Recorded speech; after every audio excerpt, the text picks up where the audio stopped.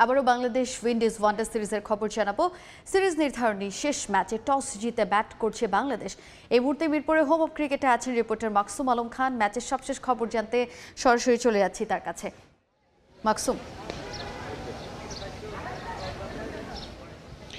3 match সিরিজে প্রথম 2 match শেষে 1-1 সমতা। শেষ ম্যাচটি হয়ে দাঁড়িয়েছে সিরিজ নির্ধারণী ম্যাচ এবং বাংলাদেশের জন্য এই ম্যাচটি খুবই গুরুত্বপূর্ণ, কেননা বাংলাদেশের ওয়ানডে দল দীর্ঘদিন ধরে আসলে ছন্দে নেই। লাস্ট আফগানিস্তানের কাছে হোয়াইট ওয়াশ হয়ে এসেছে এবং এই ওয়েস্ট ইন্ডিজের বিপক্ষে বাংলাদেশ হোয়াইট ওয়াশ করবে এই ওয়েস্ট ইন্ডিজ দলকে, এমনটাই প্রত্যাশা করা হচ্ছিল। উইকেটটাও ঠিক নিজেদের চাওয়া মতোই বানানো হয়েছিল এবং এই ওয়েস্ট ইন্ডিজ দলকে ওয়ানডেতে এখন আর সেইভাবে খুব বড় প্রতিপক্ষ, ভয় ধরানো প্রতিপক্ষ বলা যাবে না। তারপরও বাংলাদেশ দল হোমে সবকিছু ফেভারে থাকার পরও লাস্ট ম্যাচটা সুপার ওভারে মাত্র 11 রান টার্গেট ছিল, সেটা করতে পারেনি এবং সেখানেও বাংলাদেশ দল একটি নো বল এবং 2টি ওয়াইড পেয়েছিল।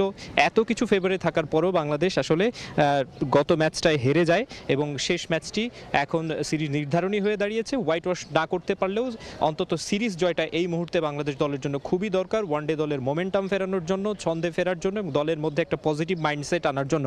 এবং যদি বলা হয় ক্যাপ্টেন মিরাজের জন্য এটা আরও বেশি ইম্পর্টেন্ট, কারণ তার নেতৃত্বে এখন পর্যন্ত বাংলাদেশ সেভাবে সাফল্য পায়নি।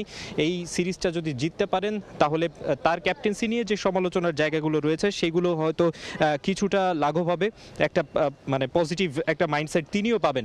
কোচ সালাউদ্দিনের কথা বলতে হয়, সিনিয়র সহকারী কোচ, তিনি যেহেতু বাংলাদেশের ব্যাটিংটারও দেখভাল করেন, ব্যাটিং সাইডটা, ব্যাটিং ইউনিটটা যেহেতু খুব খারাপ করছে, তো তার উপরেও আসলে একটা প্রেশারের জায়গা রয়েছে। শোনা যাচ্ছে যে ব্যাটিং কোচ হিসেবে মোহাম্মদ আশরাফুলকে নিয়োগ দেওয়া হতে পারে, এরকম একটা আলোচনাও রয়েছে।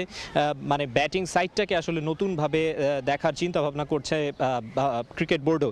আজ সকালে আমরা দেখেছি যে এতদিন পরিবারের সঙ্গে সময় কাটাতে আসলে অস্ট্রেলিয়াতে ছিলেন বিসিবি সভাপতি আমিনুল ইসলাম বুলবুল। তিনি সকালে আজ ম্যাচ শুরুর আগে তিনি কিন্তু মিরপুর স্টেডিয়ামের পিচ দেখেছেন, যে পিচ নিয়ে অনেক বেশি আলোচনা হচ্ছে। কালো মাটির উইকেটের আগেও ছিল, তবে খুবই যত বেশি ক্র্যাক এবং এত slow turning wicket, difficult wicket শুরু থেকেই, সেই বিষয় নিয়ে অনেক সমালোচনা হচ্ছিল যে এত নেগেটিভ অ্যাপ্রোচে কেন খেলা। আর নিশ্চয়ই আমিনুল ইসলাম বুলবুলের কানেও সেগুলো গেছে এবং সেগুলো নিয়ে তিনিও কাজ করেছেন।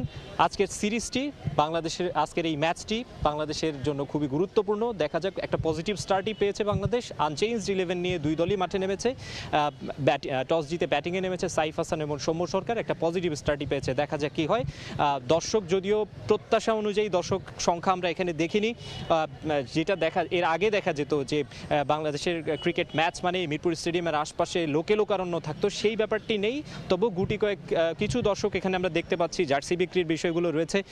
তারা প্রত্যাশা করছেন বাংলাদেশের একটা জয় দেখেই তারা বাড়িতে ফিরবেন। এই ছিল আমার কাছে মিরপুর স্টেডিয়াম থেকে সবশেষ খবর। উইন্ডিজের বিপক্ষে সিরিজ নির্ধারণী শেষ ম্যাচের সবশেষ খবর জানাতে আমাদের সঙ্গে সরাসরি যুক্ত হয়েছিলেন সহকর্মী মাকসুম আলম খান।